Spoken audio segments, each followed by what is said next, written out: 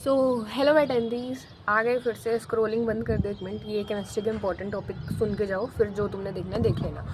तो सबसे पहले chapter chemical equation and reaction, जो कई बच्चों ने पढ़ना स्टार्ट भी कर दिया हो, कईयों ने नहीं भी करा होगा, कईयों ने कंप्लीट भी कर दिया होगा चैप्टर। तो सबसे पहले इस चैप्टर के अंदर तुम क्या पढ़ो, बैलेंसिंग करना स्टार्ट कर दो। इक्वेशंस को अच्छी तरह बैलेंसिंग पढ़ो, जितने भी केमिकल रिएक्शंस है ना उनको पढ़ लो एंड तुम्हारा काम हो जाएगा। बैलेंसिंग जरूर करके आना, कोई भी इक्वेशन तुम लिख रहे हो, चाहे वो चैप्टर सेकंड का है, थर्ड का है, फोर्थ का है, एक बैलेंसिंग करके आना। इस नहीं भी करके आओगे फ़र्क नहीं पड़ेगा, बट एक एडिशनल टीचर पे इंप्रेशन पड़ता है कि बच्चा एक टॉपर है, इसने पढ़ रखा है अच्छी तरह से, इसको बैलेंसिंग आती है। तो वो इंप्रेशन तुम्हें क्रिएट करना है एंड पेपर फिर तुम्हारा अच्छा दिखता है। सेकंड, अगर तुम पढ़ते हो एसिड बेसिस एंड सोल्ट, तो उसके अंदर पीएच के डेली यूजेस वाले चैप्टर, मतलब डेली यूजेस ऑफ पीएच, वो जरूर पढ़ लेना।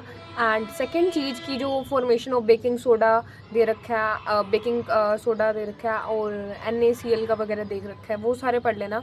जितनी भी सारी फॉर्मेशन, POP वाला जो टॉपिक दे रखा है, गिब्सम दे रखा है, सारा पढ़ लेना वो, ठीक है। वो जरूर पढ़ लेना कि वो बहुत ज़्यादा इंपॉर्टेंट टॉपिक है, इसलिए बता रही हूँ।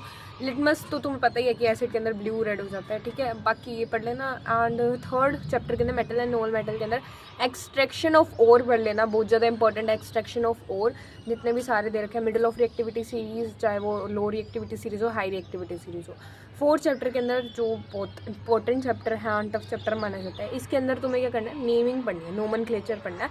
तुम्हें दे रखा होगा केमिकल, मतलब उसका कोई तुम्हें इलेक्ट्रोनोड स्ट्रक्चर दे रखा होगा या कोई स्ट्रक्चर दे रखा होगा, उसका तुम्हें नीचे नेम लिखना है। मेरे सेट में स्पेशली इसी तरह के क्वेश्चन देखने को मिले थे।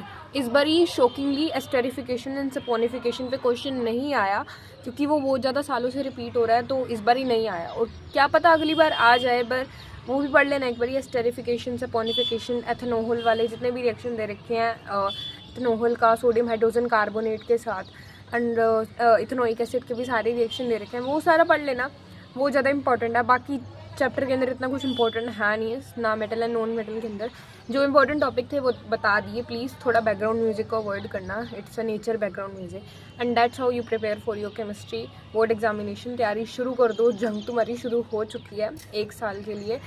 सो बाय बाय।